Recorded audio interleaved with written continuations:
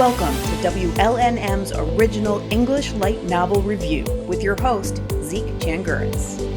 Hello, everybody, and welcome to Season 2 of the rebranded WLNM OELN Review, a podcast dedicated to the promotion and discussion of light novels with their authors and fans. We also dive into the writing process and ask those process questions fans and writers alike just have to ask. So without further ado, today's guest is LionBolt, the author of Detective King book series. Welcome to the program. Hi, thank you for having me. So, all right, I was reading your synopsis. It seems like a very interesting time period to be working in, the Roaring 20s, the Jazz Age. Some of my favorite writers are from the Jazz Age. But tell us a little bit about this story, where you're kind of taking this classic detective story, but putting a supernatural twist on it. Yeah. So the book, the main character of the book is the son of Dr. Watson from Sherlock Holmes, and he wants to be like the successor to Sherlock Holmes. So he wants to be this great detective, but he's only 16, so no one takes him seriously. And so the book's really about him trying to make his own name for himself, but getting mixed up in all these supernatural sorts of mysteries. So like ghosts and magic and demons and other worlds. And so I kind of try to take that historical, like classic detective persona, and I try to see, how do you deal with, magic and, talking mice and all these crazy like paranormal worlds that he has to deal with, Okay, so give me an example of maybe one of these more supernatural mysteries that he might have to take care of. Sure. So a big thing is that he's dealing with ghosts, right? And so in the book, ghosts can create their own worlds, kind of like these like pocket dimensions. And so he'll have to enter these ghost worlds and try to figure out, okay, how do I get out of this, or how do I, stop this ghost from being on a rampage? And so like one of the cases in book one, we have this this journalist go missing, and so he has to like try to figure out where he went, and it kind of starts out as this like normal mystery, but then when we figure out that it was a ghost that did it, then the ghost traps Arthur, and he has to figure out, okay, how do I get out of this? How do I because every ghost's other world has some kind of like, puzzle to it or mystery that he has to solve.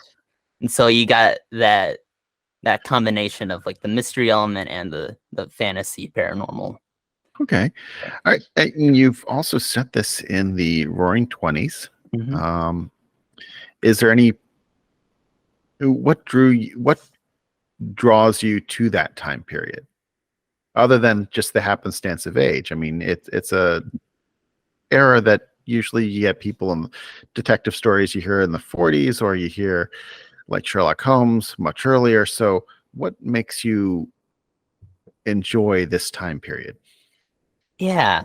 So I felt like it was a time period that you don't see a lot in kind of, media, I guess, or at least not as much as you should, because I think it is an interesting time period where you're still kind of in between like the old world and the new world. Like things are still kind of modernizing, and I really liked that for the setting where you have Arthur, who's trying to be this kind of old school detective like Sherlock Holmes was, but he's still also, a product of a modernizing age. And so I kind of like that that balance that I get to strike there. Yeah, I used to always say that about the 1900s. I really enjoy that time period because it's just enough of the old world that there are unexplored regions, but you still have indoor plumbing. This has been a WLNM So podcast. I've always found that to be a fun time period to mess around with. So what drew you to this genre, this mystery genre to begin with? People who write mysteries, I guess, like mysteries? All right, yeah, that was so. It's actually kind of funny. I first started writing it. I was taking a screenwriting class in college, and one of the prompts was just to write like a short story, short screenplay. And so Detective King started as just like a one-off brainstorming idea. I kind of liked the whole mystery aesthetic, and so I wanted to, just do something with that. But I ended up really liking, the characters I came up with, and everyone liked what I came up with, and so I decided to keep pursuing it. And since then, I've come to really appreciate like the mystery genre, and it's really fun to put my own spin on it, and because there's a lot of different things that you can do with it, right? Lots of different kinds of mysteries, Well, and especially with the fantasy element. yeah, you've added a lot with the fantasy element. So as I'm thinking about this, I mean, what is the biggest challenge? I mean, in writing mysteries, is it? I mean, do you know where you're going? Does the mystery unravel to you, or do you already know what it is? Because I've never attempted to write a mystery story. I'm good at solving mysteries, but not necessarily creating them on my own. Yeah. Usually I plot it out. I'm definitely more of a plotter, so I'll usually figure out the end of the mystery first and try to figure out where to go from there, because the important thing is to make sure it makes sense and to keep it consistent. But sometimes in the writing process there will be surprises and it'll take you in weird directions. But so long as I can make sure it all makes sense, then it's usually okay. So, well, okay. You said you like to outline. Like, are these like the detailed outlines? I mean, I remember I used to use legal pads for this kind of thing and just fill up legal pads with, hey, I could outline. I could do, one capital A, lowercase I, all the way down. Are you big into the details, or are your outlines more like a rough sketch? I would say it's usually more of a big picture outline, so I'll do the major plot points, and then whenever I get like stuck, that's when I'll go and do like the more detailed outlines to kind of work my way through it. But it is fun to kind of discover the in between parts as I write. So were you one of those, were you always a writer or a storyteller, or was this something that kind of got kicked into gear later? I mean, there are many of us who probably started writing stories, when we picked up our first pencil. But then I know there are plenty of writers who didn't really start writing until they got to college and had that first English class or creative writing class that said, hey, this is what we want you to do. And you find that, wow, I enjoy this. Yeah, so I mean I've always been imaginative, and I've always tried to come up with stories, but actually my degree is in animation. I was in like the visual arts kind of scene in school. And it wasn't until after I graduated that I decided, okay, I think I want to tell my stories through books instead. Because one, it's a lot easier to get your work out there. It takes a long time to get like an animation project off the ground or whatever. But I suppose I've always wanted to be creative, and it was just the perfect storm of having the Detective King idea ready to go, and sort of, having that need to get my stories out there that led to the novelization. Like, I didn't set out to write it as a book, but now that I have, I feel really comfortable in that space, if that makes sense. Yeah, I honestly do. I am a art school dropout. I spent 2 years as a art major, and me and the art department parted ways rather amicably. They were pretty much like, yeah, this is just not your strong suit. As much as I wanted to be a creator, as much as I wanted to create art and become an animator, that was my goal in life. But I did not have the drawing ability. No matter how much I tried, I was not a good enough old, pencil and paper artist. And that's the kind that they were using when I was in school. And, I got a different degree, and my life has been more about writing than anything. And so, yeah, I get it. You still have that creative urge. You just have to find a way to get it out there. What what is your favorite part of that creative process? Is it the world building? Is it the dialogue? What is it about that creative process that you that really gets you going, that you're like, wow, this is where my bread and butter is? It's probably the characters. I'm very character focused, and I love exploring characters and kind of really developing who they are, and seeing them interact with each other, seeing them grow through the book. That's the part that really that makes me feel like I'm accomplishing something, right? And then if I can use the setting and the world building and the crazy fantasy stuff to amplify that, to amplify the characters, that's when I know I've done my job. Are you creating which is coming first? Are your characters coming first? Yes. Or yeah, okay. So your characters come first, and then because all about them, you know their ins and outs, and then you put them in a setting so you already know how they're going to react. Right. Okay. Exactly. And that's a very fortunate way of running it. To be like, okay, I know exactly what this person will do in this setting. I once talked to an actor years ago who worked on a very popular cartoon, and they said that they knew their character so well they could put that character in any situation, and they knew exactly how that character is supposed to act. And I think that's being able to know your characters that well is really, really good. But knowing the characters that well, do they still surprise you? Oh yeah.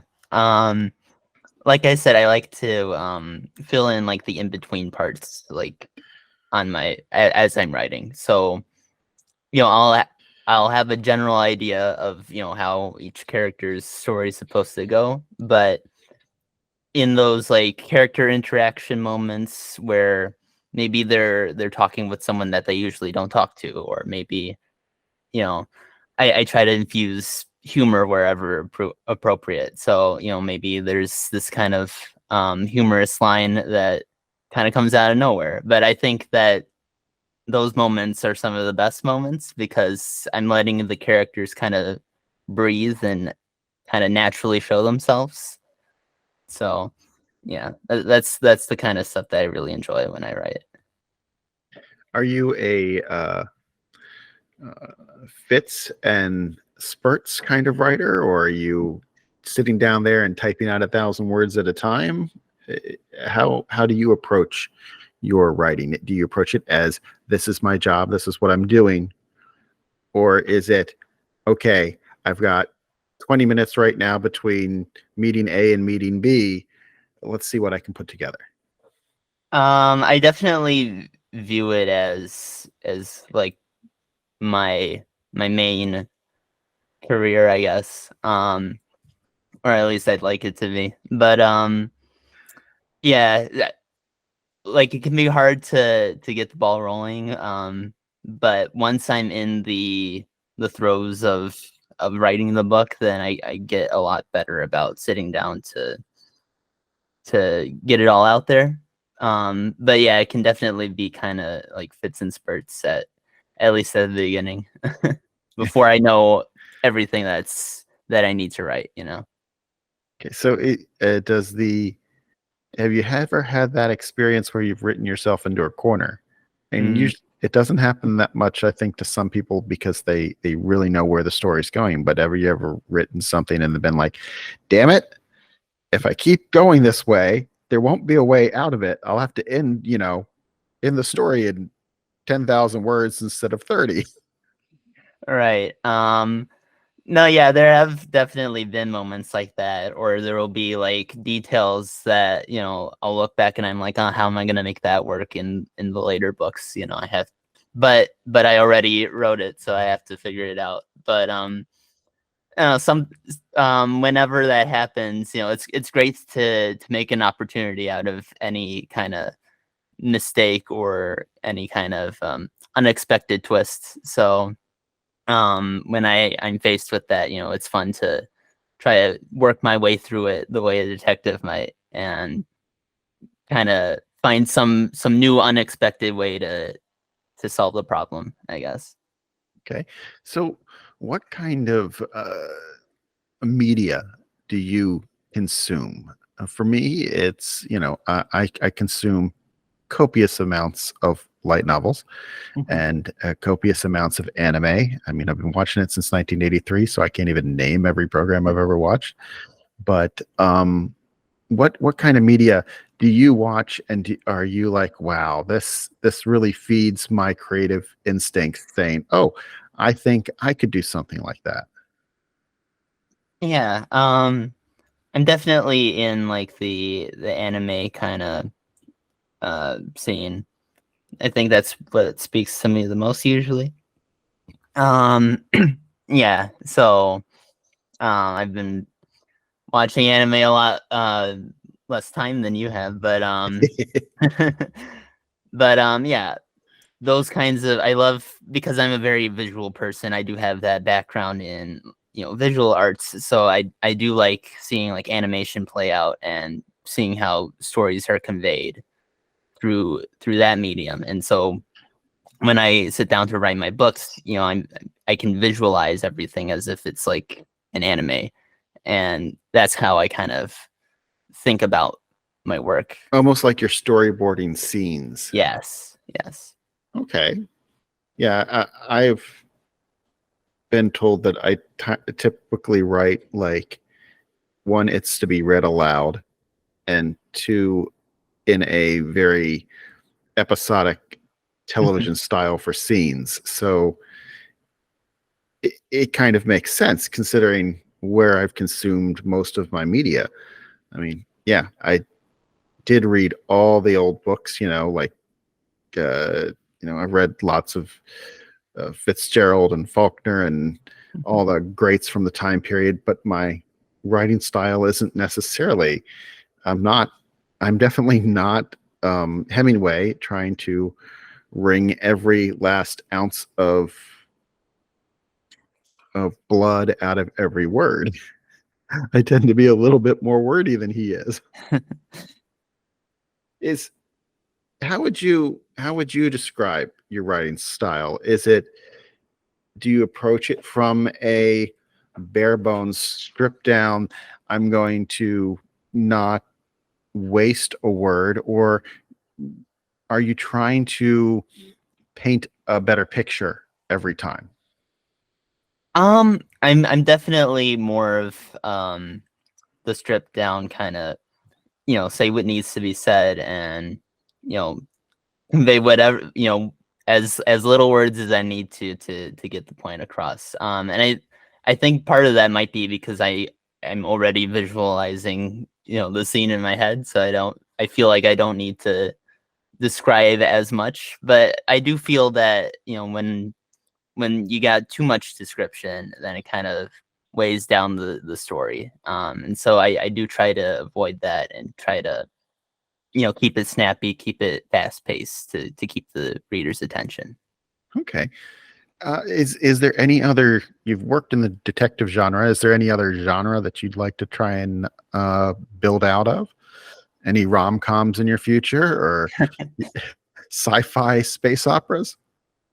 Yeah, so last year I did the My Anime List Honey Feed contest, and I had a different story for that, which I'd like to re-release hopefully later this year.